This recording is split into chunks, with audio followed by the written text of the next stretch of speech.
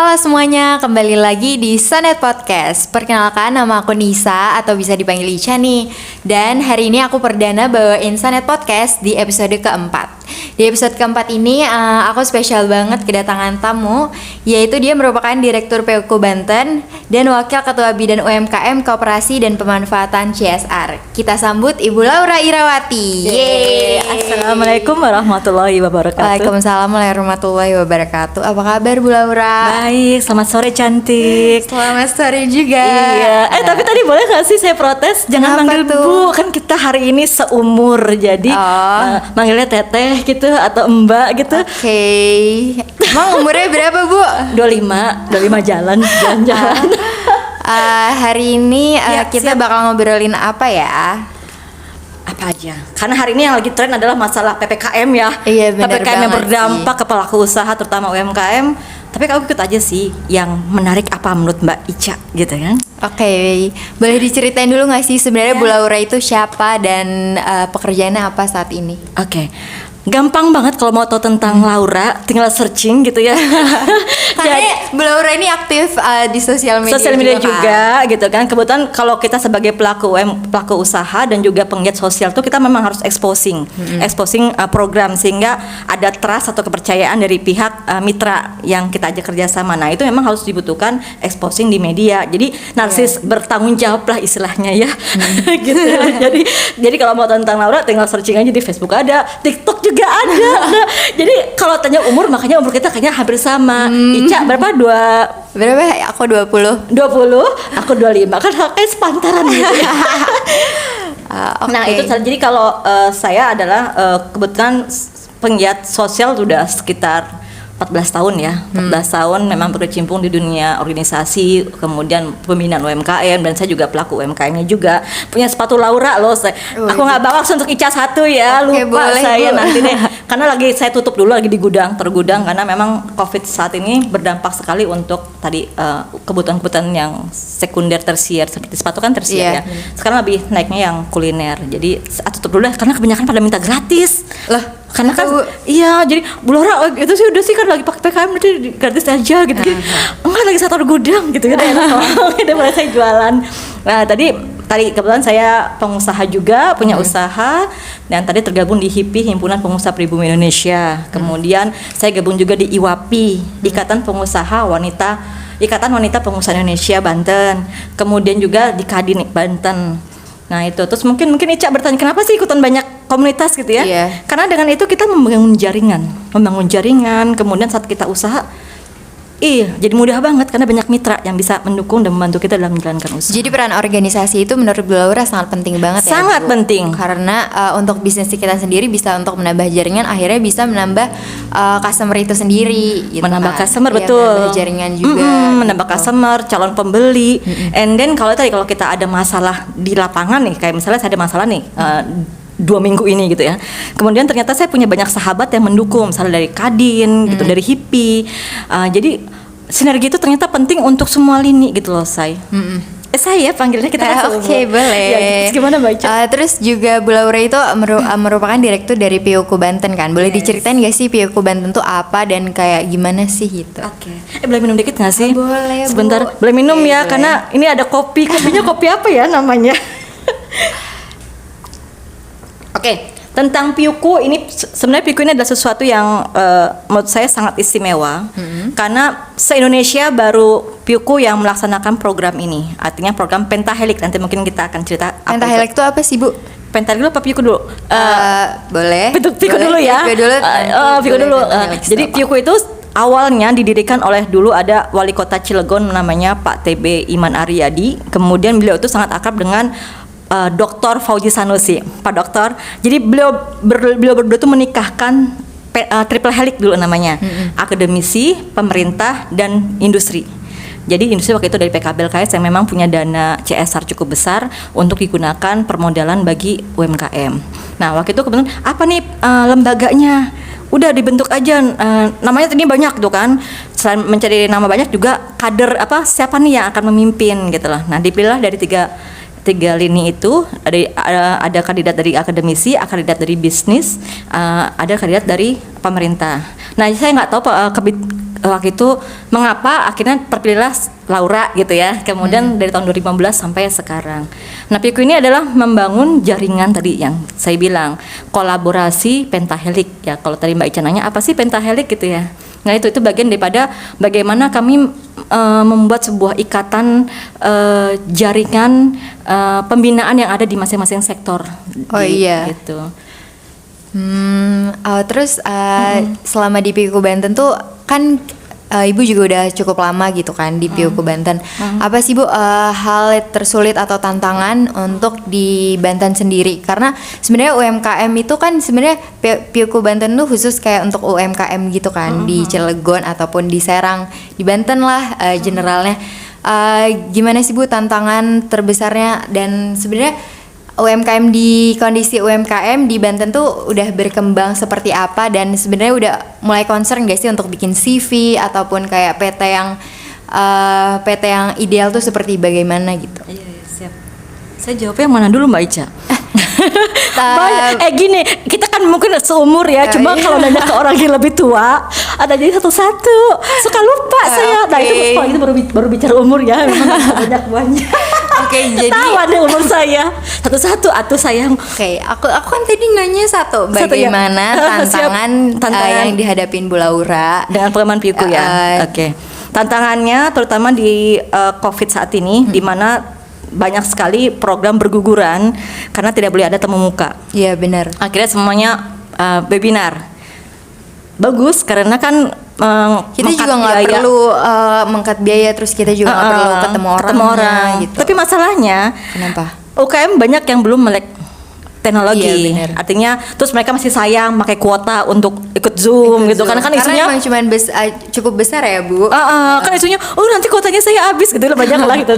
Ada juga misalnya ya itu tadi banyak kendala, tapi kemudian menjadi sebuah saat kita berhasil mengedukasi masyarakat bahwa perlu loh sekarang Zoom, karena kalau nanti ketularan gini kita oke, sesi 1 kita berhasil tuh setahun kemarin mengatasi itu, kemudian terjadi kejenuhan.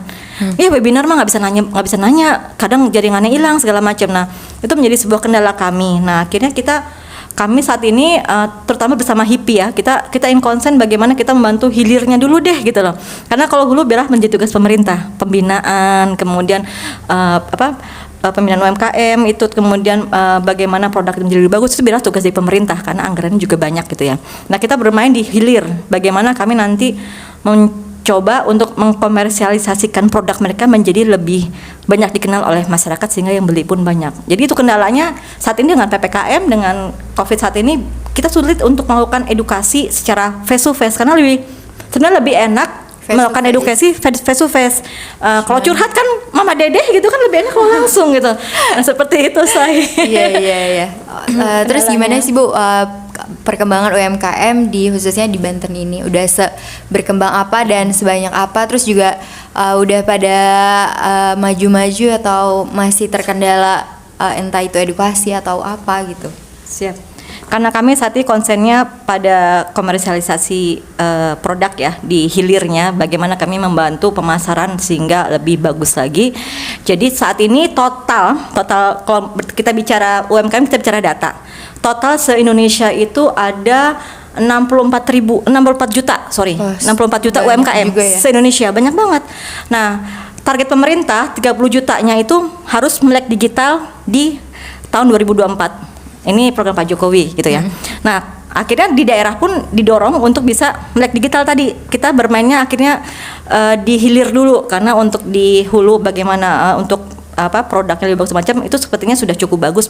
UMKM kan tadi Mbak Ica nanya gimana UMKM sudah bagus-bagus produknya, sudah apalagi yang khas lokal ya, seperti kalau kita ada Cilegon Gipang ya, terus kemudian ada madu batik juga, terus kemudian ada juga misalnya madu Banten tuh, madu Baduy kan banyak dicari gitu.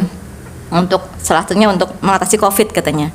Nah gitu Mbak Ica. Jadi kalau Banten saya tadi barusan bicara data, ternyata data itu tidak update. Iya Bu, kadang karena dari pemerintahnya ataupun dari kitanya emang kadang kurang sinkron gitu nggak Iya, sih? betul. Iya, Jadi, benar. nah, nanti kalau bicara sinkron kita bicara masalah pentahelik tadi. Iya. Tapi saya baru dapat data tadi, alhamdulillah Profesor Mutia, salah satu tim ahli kami di PIUKU, kebetulan beliau adalah dokter di Untirta, barusan memberi kabar, total Banten itu 33.000. Itu yang tercatat. Yang tercatat, Iya, yang benar. tidak tercatat, yang mungkin tidak pernah tersentuh oleh program pemerintah mungkin masih lebih bisa banyak. lebih banyak. Iya. Cilegon ternyata hanya 1.300. Berarti opportunity-nya masih banyak banget. dong Banyak ya, Bu? banget, dan apalagi kalau target pemerintah. Biasanya lebih ke sektor apa? Kalau sekarang saat ini lebih pada kuliner. Oh. Kenapa kuliner? Karena kuliner yang saat ini survive ya. Iya, benar. Jadi selama orang hidup pasti butuh Pasti makanan. butuh makan sih, benar. gitu. Seperti itulah. Jadi yang saat ini sedang kita coba, sebenarnya semua sih, seperti batik juga, karena kan itu brand lokal ya, kekhasan lokal itu juga kita coba dorong. Tapi memang saat ini masih sangat stabil adalah kuliner dengan berbagai macam produknya ya. Iya benar. Gitu. Terus kan tadi Ibu sebut tentang UMKM yang masih sedikit di Cilegon. Berarti opportunity-nya masih banyak banget kan, Banyak Bu? banget. Nah, terus menurut Ibu apa ya, pengetahuan dasar apa sih yang diperluin untuk bisa membangun bisnis, terus juga bersinergi dengan pemerintah, terus akhirnya bisa menjadi besar gitu, Bu? Pengetahuan dasar bisnis apa yang harus punya? Pengetahuan dasar yang dibutuhkan adalah kebutuhan hidup. Karena gini, sekarang kan kayak kemarin tuh di Krakatau Steel aja kan terjadi terjadi PHK besar-besaran. Iya benar. Dan sekarang banyak UMKM baru gitu kan. Bu, saya mau bilang, kenapa kok sekarang usaha Mbak? Aku bilang, Karena- iya suami saya nganggur, sekarang akhirnya saya harus cari uang segala Iya, macam. benar. Jadi kebutuhan apa dasar yang dibutuhkan ya? Kebutuhan untuk mendapatkan penghasilan untuk survive hidup Iya, gitu kan. Sekarang mau nggak mau harus mau berusaha, kalau nggak gimana, anak butuh sekolah segala sekolah macam. dan Nah itu segala tuh yang macam. akhirnya basic apa ya tadi, kita mulai dari hobi gitu Neng. Jadi Iya. mulailah dari hobi kalau emang kita mau usaha. Karena kalau Harus sesuai passion gitu nggak sih, Bu? Passion Karena kalau juga. misalkan kayak passion, kita ngelakuinnya dengan senang hati, mau kayak itu gagal ataupun berhasil, atau itu- dapat banyak hater gitu Iya, ya. benar, itu Oh urusan iya, saya belakang. banget. Saya tuh orangnya kan suka bicara ya. Saya terus akhirnya kenapa saya jadi konsultan karena saya suka sekali memberikan motivasi kepada orang. Kemudian saya suka bicara. Akhirnya saya jadi pembicara, konsultan gitu. Karena itu passionnya di situ. Mau banyak hater gitu kan, mau itu tetap kita, artinya memang kita ingin tadi hayrunas anfa'uhum linas, bagaimana kita bermanfaat untuk orang. Nah itu passionnya. Misalnya saya seperti itu. Nah orang sukanya masak nih gitu kan, awalnya sih dia cuma masak sendiri gitu, ternyata setelah dicoba banyak yang suka, akhirnya bikin usaha. Iya, gitu. benar. Kadang unexpected gitu ya kalau Iya. misalkan kita berusaha menjadi pengusaha. Tapi menurut Ibu kayak pengetahuan tentang finance-nya, terus tentang bagaimana mengelola cash flow-nya itu juga penting nggak sih menurut Ibu? Banget dong, Iya makanya dong. butuh sarjana. Iya. Sarjana apa? Dirimu apa? Aku Dari mana? manajemen. Manajemen keuangan kan perlu juga nanti. Iya, benar. Ke depan jadi konsultan juga ya bersama HIPI ya. Oke, Kita butuh siap. konsultan-konsultan muda yang cantik, yang kritis, yang bawel seperti saya gitu, kayak Mbak Ica gitu, Mbak Ica. Amin. Iya. Anaknya siapa sih? Pemirsa belum tahu masalahnya. Nggak usah disebut ya. Nggak usah disebut, nggak usah disebut. Oh, terus abis itu Oke. kan Ibu kan aktif juga di sosial media gitu kan. Entah itu dari TikTok ataupun Facebook, Instagram. Beliau ini cukup aktif ya. Gini, kenapa saya aktif? Pertama itu sebenarnya awalnya untuk killing time. Jadi misalnya saya lagi mau rapat, nunggu orang gitu ya, nggak ada, kayaknya bikin TikTok. Atau misalnya untuk menurunkan emosi. Jadi kalau bekerja tuh kita kadang namanya kita bertemu dengan orang, ketemu orang yang tidak menyukai kita atau kita tidak suka pada seseorang. Kadang untuk mendownkan emosi itu ya dengan bikin lagu-lagu yang melankolis atau lagu-lagu yang menghentak gitu kan. Iya. Ada lagunya misalnya yang I will survive gitu tuh gitu. Jadi itu sebenarnya bagian daripada kita mengontrol emosi kita sehingga kita menjadi lebih wise saat kita harus membuat sebuah keputusan atau melakukan pekerjaan. Sebenarnya itu media sosial, kenapa saya pakai itu awalnya. Kemudian setelah saya menjadi konsultan ini ternyata orang itu butuh sebuah bukti terhadap program yang kita jalankan. Itulah kenapa saya pakai ya. Sosial media itu sangat Iya. penting banget ya Bu. Berarti untuk selain untuk self healing tadi kata Bu Laura, tapi juga Self healing ya. Itu kan kalau anak muda tuh bahasanya keren. Tapi- self healing gitu ya. tapi Ya, juga sayang. bisa untuk tapi juga bisa untuk di bisnis sendiri gitu. Jadi Iya. pengaruhnya juga cukup banyak ya Bu. Banget. Jadi misalnya gini, kayak saya dulu sempet kan kalau habis ada penandatanganan bikin CV atau PT untuk UMKM yang berani naik kelas gitu kan, Iya, untuk benar. membuat perusahaan, saya expose tuh dengan TikTok gitu kan, dari mulai anak-anak muda milenial seperti itu. Itu biasanya ada tuh yang nyangkut satu dua, Bu saya mau bikin dong, gimana caranya kayak gini. Itu edukasi juga kan. Edukasi juga. Karena edukasi itu tidak harus selalu dilakukan dengan cara yang berat, harus ada seminar, harus kemudian misalnya harus bicara Anda harus gitu tuh. Kayak sekarang lebih fleksibel gitu nggak sih Bu, kayak digital marketing juga kan Iya. kita sekarang lewat sosial media gitu dan udah banyak juga gitu. Betul. Nah ada contoh satu nih anak-anak muda namanya Iya, kenapa, Bu? kemarin yang pada saat kami ngadain IG live dengan Mbak Nana namanya. Nana ini awalnya diledekin suaminya bikin kue tar, kue tarnya bantat. Terus? Masa sih nggak bisa bikin? Udah bikinnya udah susah-susah gitu ya. Karena di sindir suaminya dia bertekad harus bisa bikin cake yang enak. Ternyata enak. Kemudian dijual. Sekarang dia sudah punya 3, umurnya masih 24. Dia punya muda 3 banget outlet. 3 outlet di Cilegon 2, di Serang 1, omsetnya itu minimal dia 100 juta minimal. Wow. Gitu. Dari hanya jualan di GoFood. Berarti itu kan udah naik kelas banget ya dia. banget. Dan masih sama betul sama Mbak Ica beda-beda tipis Cuma beda umurnya. cuma beda 4 tahun doang ya. Tapi dia udah karena dia berani Iya. tadi berani mencoba. Itu passion. cewek atau cowok? Mbak Nana tuh cewek. Oh iya, benar. Pak Nana. Tapi emang sekarang tuh perempuan-perempuan itu juga udah itu sih Bu, udah kayak misalkan dia udah berani gitu. Untuk Makanya saya buka paling bisnis. seneng ya kalau ada pengusaha perempuan, Iya, benar. terus ada yang calon rising star seperti sebelah saya ini perempuan gitu. Tanpa mengulangi hormat saya kepada bapak-bapak ini depan saya ya yang ganteng-ganteng ini gitu ya. Tapi perempuan itu masih jarang. Iya, benar. Kedua memang tantangannya lebih besar. Kalau misalnya kayak saya punya anak segala macam, bagaimana mengatur waktu. Kemudian tadi terkadang saat kita sukses, Iya. orang bukan lihat suksesnya tapi lihat ini kenapa dia bisa sukses gitu. Iya, Jadi benar. perempuan membunuh perempuan dalam tanda kutip artinya itu tantangan kita gitu untuk bagaimana perempuan bisa berkembang dengan dan saya sangat senang banget kalau ada perempuan. Makanya Mbak Ica besok jadi kreatif direkturnya ya untuk program rencana HIPI gitu kan. Nah itu tuh karena saya ingin sekali perempuan itu punya kesempatan lebih banyak. Kalau pria kan memang wajib ya. Kalau perempuan karena karena sunnah jadi tidak terlalu.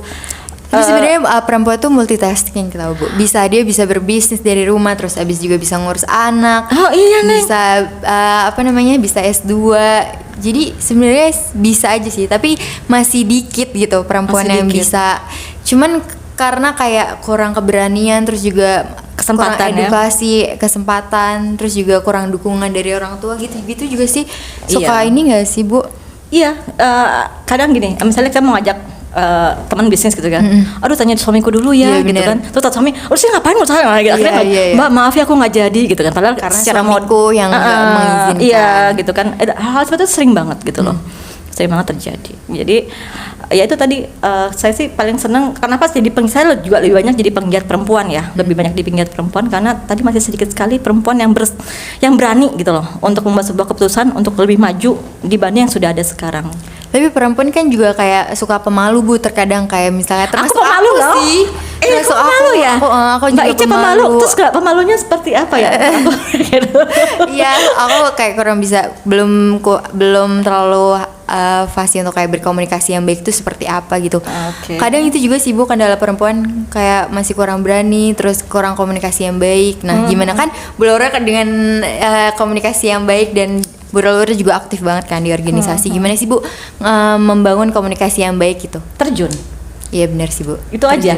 Karena saya juga dulu awalnya pemalu, serius. SMA tuh saya pemalu banget karena dulu waktu SMA saya gemuk gitu kan. Terus ada jerawat-jerawat itu biasa saya minder gitu ya. Iya, iya. Terus setelah itu mulai menjadi butterfly gitu ya, menjadi kupu-kupu itu saat kuliah, kemudian masuk organisasi segala macam. Kemudian saya belajar bagaimana berkomunikasi. Karena dulu saya jurusan ilmu komunikasi kan. Sampai saya tuh ingin masuk ilmu komunikasi karena saya merasa saya nggak mampu di komunikasi gitu loh. Oh jadi Ibu men-challenge diri. Men-challenge diri, bisa nggak nih kalau saya masuk komunikasi Iya, benar. gitu kan?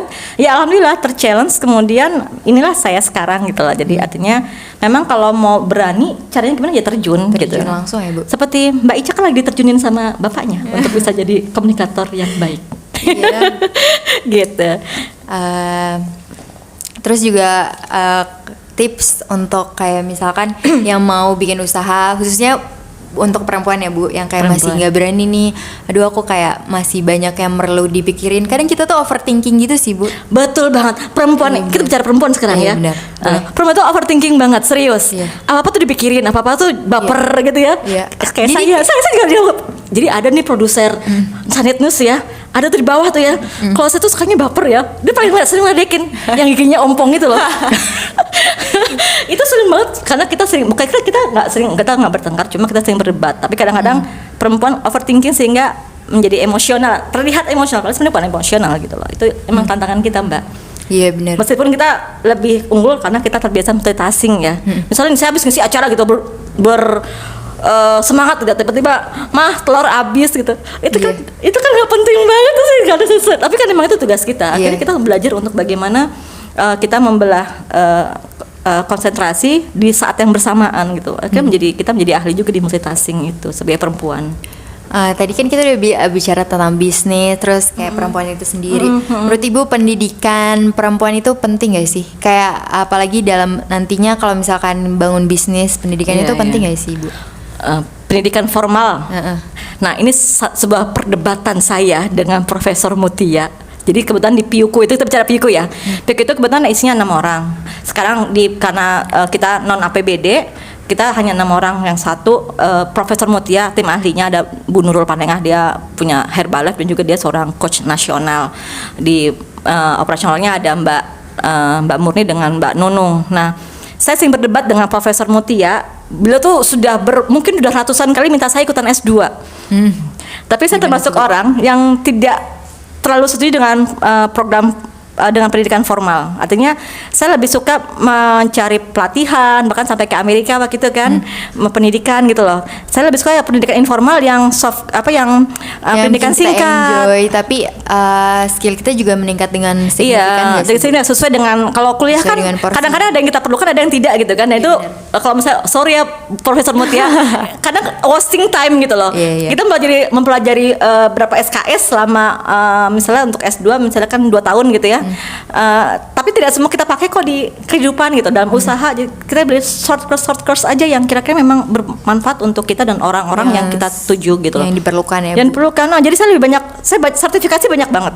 Nah, dan Profesor Mutia adalah orang yang gagal mau minta saya untuk S2 karena beliau adalah maaf ya Prof, cuma cukuplah saya punya sahabat-sahabat yang pintar-pintar, yang secara akademisi sangat ahli dalam membuat sebuah telaah tentang bagaimana program UMKM bagus. Nah, tugas saya sebagai orang lapangan melakukan penajaman di lapangan dengan program, dengan tadi pentahelik, mematchingkan benang-benang merah dari pemerintah, dari akademisi, dari industri, dari media seperti hari ini gitu ya, dengan media. Dan dia tadi perlu orang-orang di lapangan yang tidak perlu kuliah formal gitu. Maaf ya Prof, aku dimarahin. Mbak jangan keluarkan ya pemikiran itu gitu, karena Indonesia harus cerdas. Oke Prof, aku bilang gitu. Iya, sebenarnya tergantung kitanya aja nggak sih Bu? Iya. Terus aku sih menurut aku sih S1 cukup ya. Artinya memang S1 itu kan kita melatih Itu dasar pengetahuan kita. melatih gitu. kita untuk bisa melihat sesuatu dengan lebih cepat ya artinya. Tapi kalau kenapa dirimu mau S2 ya? Gak apa-apa deh. Coba kali kalau terkena racunku, lebih baik kamu ngambil sertifikasi. Karena gini, kayak seperti aku cari S1.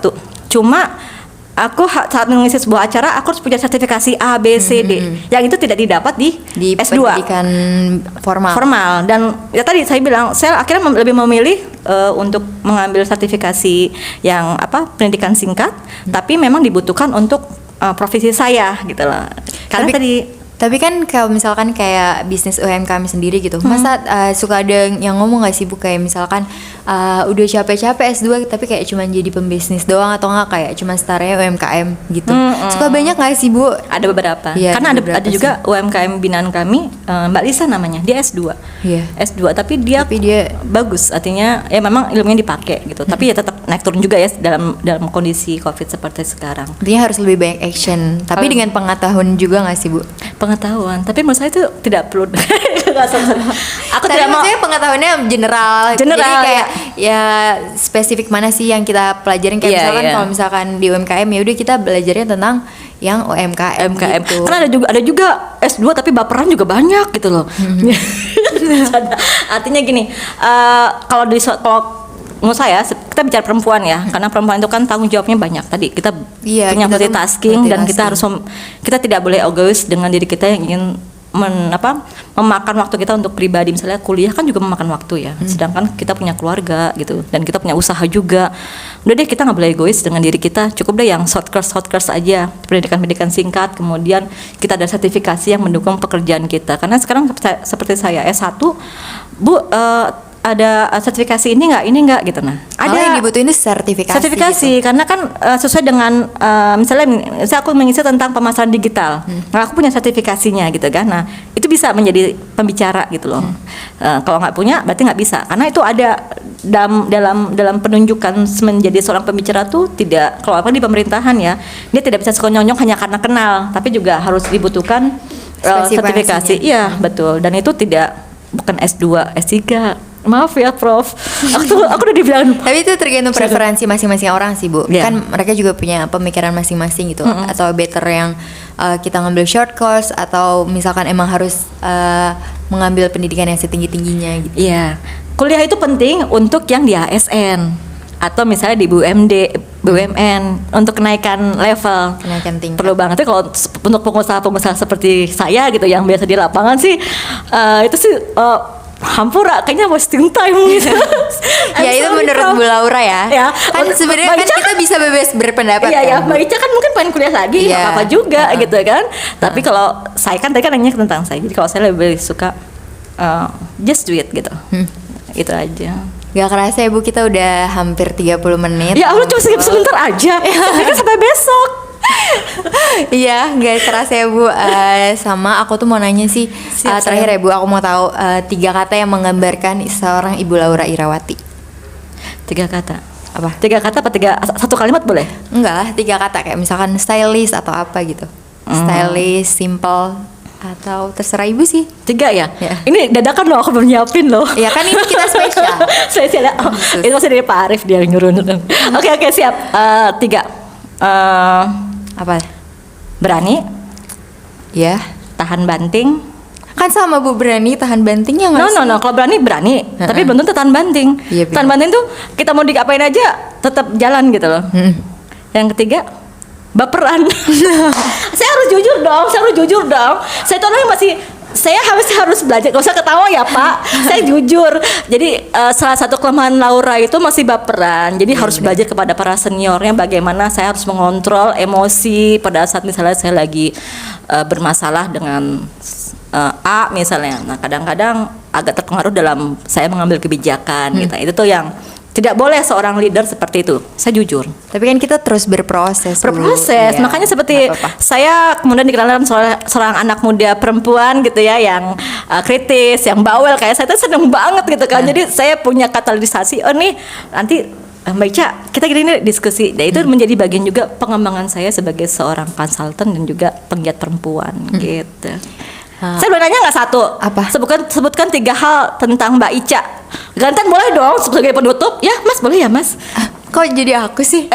Kan boleh dong. Kesetaraan narasumber dan host. Apa ya aku? 3 Coba kata. aku nggak tahu.